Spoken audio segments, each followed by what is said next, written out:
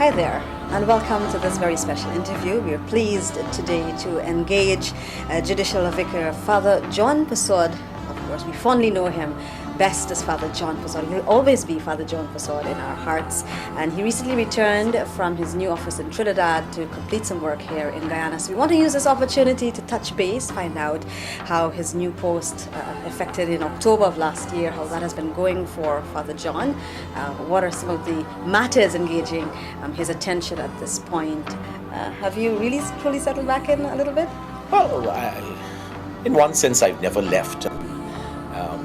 So it's not for me about settling back in or so. I mean, I'm not that far away, and I'm in touch in various ways.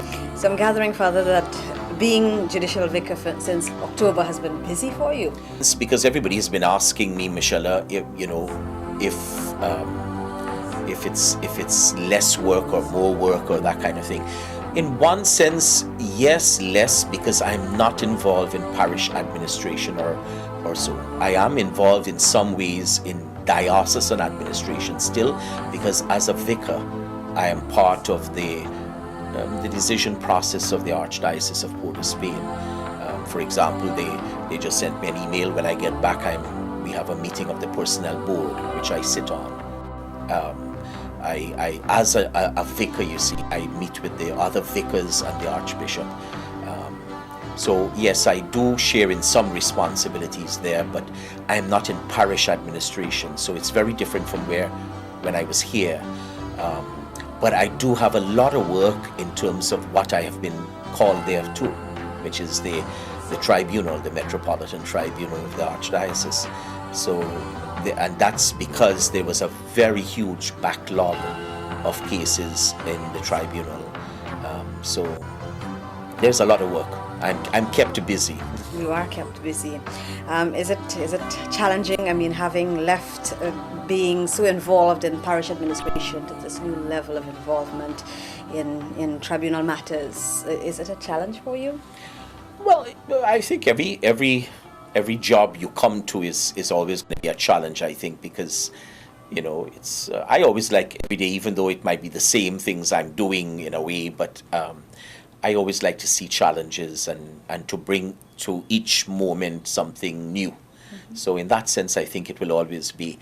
The job itself, my official title is Judicial Vicar, which I still retain that position here in this diocese, the Diocese of Georgetown. And that's why I'm here. I'm actually here for the sitting of the court here. I'm dealing with cases here right now.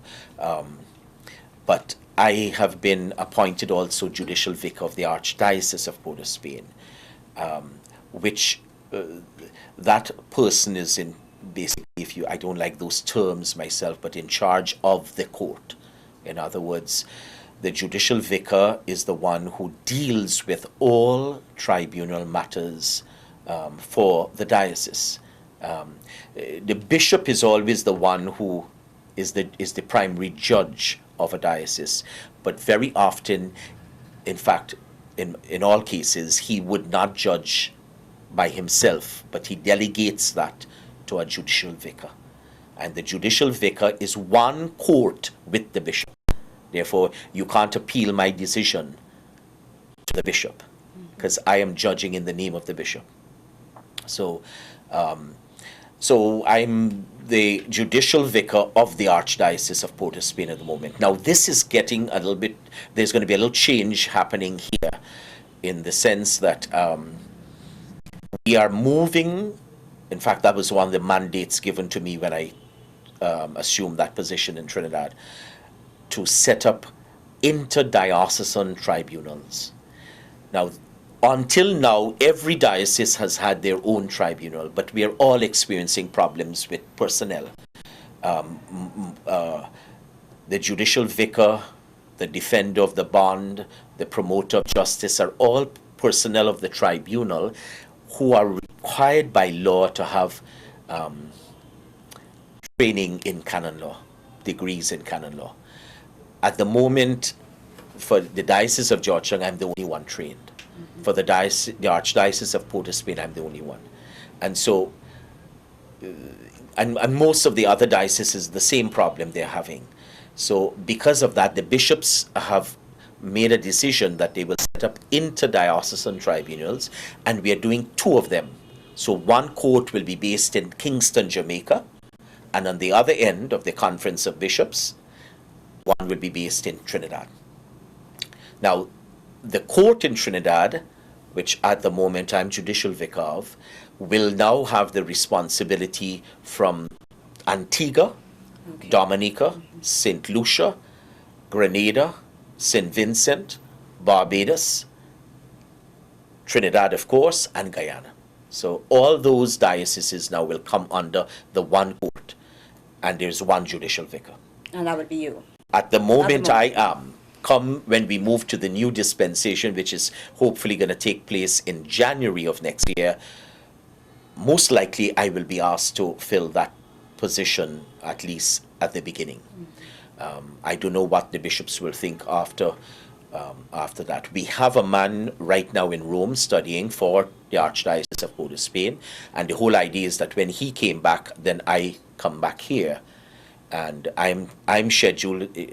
It's a 2-year appointment, so I'm scheduled to return here after October, not next year, not this year, but next year.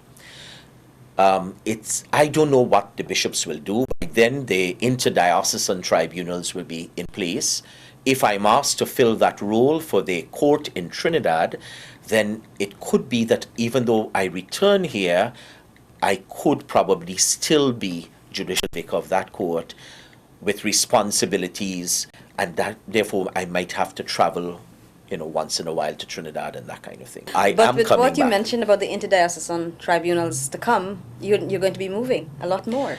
Well, if I am staying in that role as judicial vicar, I would have to do some, well, as from January, which most likely I will be in that role as from January, when we set up those courts, I will have to visit all those islands initially anyway to be able to set up the offices, because there's going to be an instruction office in every diocese. But all the cases have to then come to Trinidad, to the judicial vicar, who then would assign to various judges that we have in the region to be able to do the judgments. Yeah. Okay. But it's a nice experience. It is. I'm quite sure it is. You're wearing it very well, Father. You're wearing the new challenges of being the judicial vicar, and we just want to thank you for bringing us up to date on what's been happening with you at this new post, and thank you for sharing. Thank you for visiting. We look forward to having you. You're always going to be a Guyanese, so no matter where you travel, you are a Guyanese at heart, right? Always. A Guyanese. God bless you, Father, and thank you for being with us today. Thank you for having me, Michelle.